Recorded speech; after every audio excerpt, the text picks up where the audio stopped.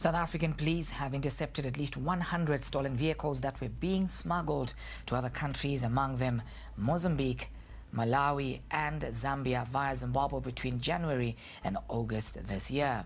The anti-smuggling operation force has so far intercepted a total of 78 vehicles in Messina, 8 in Masisi, 6 in Chamutumbu and 4 in the Moswodi policing area.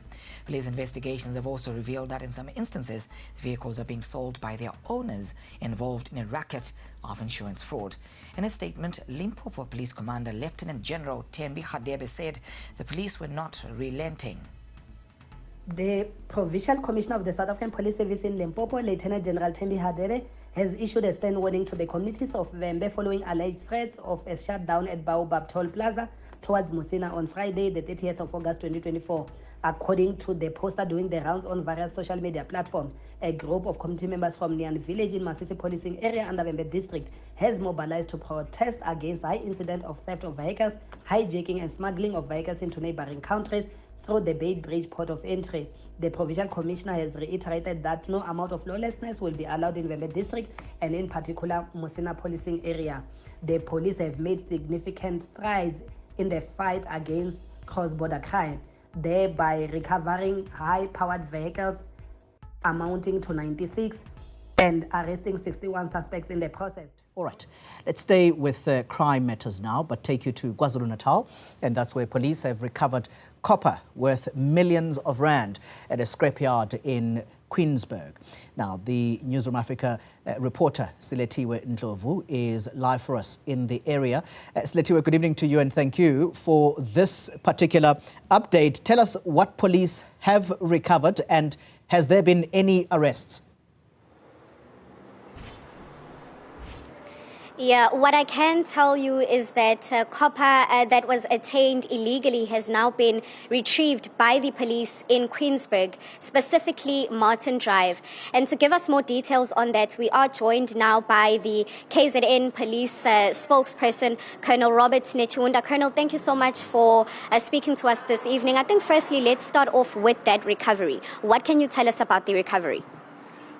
We had found intelligence that there were some activities which looked to be illegal at a scrapyard in Queensburg, and we had to send teams to ensure that whatever we have as intelligence is put into operation, and our public order policing officers were sent there, and for that there were copper. We had to follow the right procedures to call those who are responsible, like your Telkom, Tukini Metro, Prasa, those who deal with copper. And when they arrived this morning, they identified some of the coppers as theirs and that they were stolen. And yes, as we speak now, we're still processing the scene because there's just too much copper. So far, the copper that we have identified as stolen is worth plus minus 20 million rand. Okay. I think let's talk about whether you know what the intention was behind attaining that copper illegally. Do you know if it was for selling purposes? Do you know if it was for personal use? It's pure criminality. And on the previous operations that we had, we found that the intention is to make money out of those copper because they had attained that copper for almost nothing, and then they make millions out of it. So it's pure criminality. They steal copper for their own benefit. And maybe let's just talk about arrests. Has any person been arrested? Have any people been arrested in relation to that retrieval? Yes, there is a 59-year-old man who claimed to be the manager of the scrapyard. He is detained as we are still processing. He will be charged accordingly and we'll put him through the courts. If there are more suspects that should be arrested, we will pursue that because we believe that as the manager, yes, he's in charge of the operations, but there are those who are supplying him with copper. So we'd like to know who they are. If there are any kingpins, go to them as well, because we need to cut a syndicate, bring it to its knees. Because in and around Durban, this could be the fourth or the fifth scrapyard that we are closing down because of copper cables. We believe that there could be a syndicate at play, so those who are responsible for supplying them with stolen copper, we should get to them and arrest them.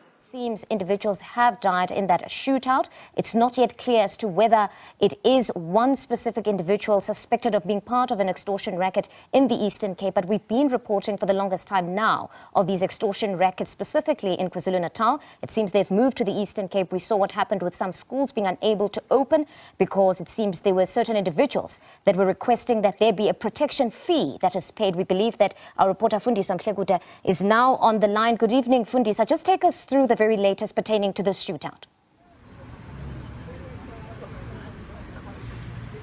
Well, good evening. We are at the embassy right now where the shooting incident allegedly took place, and we hear that one of the traditional leaders of Mthatha West was among those who were shot dead in a shooting incident with the police. But we do have the police spokesperson here in the OR Tambo region, Major General Phumzile Chejana, who will be telling us more. General, what happened? Yes, thank you very much. This afternoon, members of the police that are dealing with extortion-related cases, that we call the extortion-related members that are dealing with extortion, we're busy with some patrols, disruptive operations in the area of Mthatha West, Mandela Park to be specific.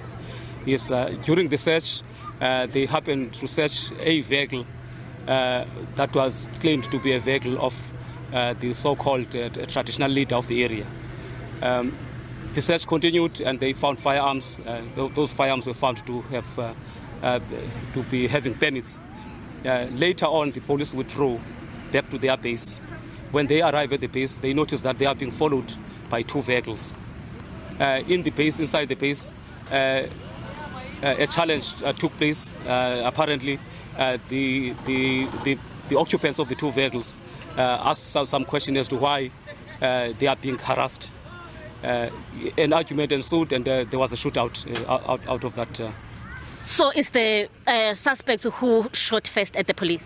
It is the suspect, allegedly, who shot first at the police. Mm-hmm. As a result, one of the police officers was injured in the leg, and the shooting resulted in three of the occupants being shot and fatally wounded.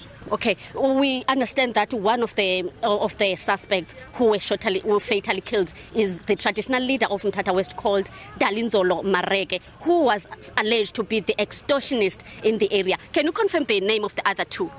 No, at this stage we cannot confirm the name of the other two, but the one, the so-called the traditional leader, has been identified as Mareke, and he has always been notorious for the cases of extortion in the area.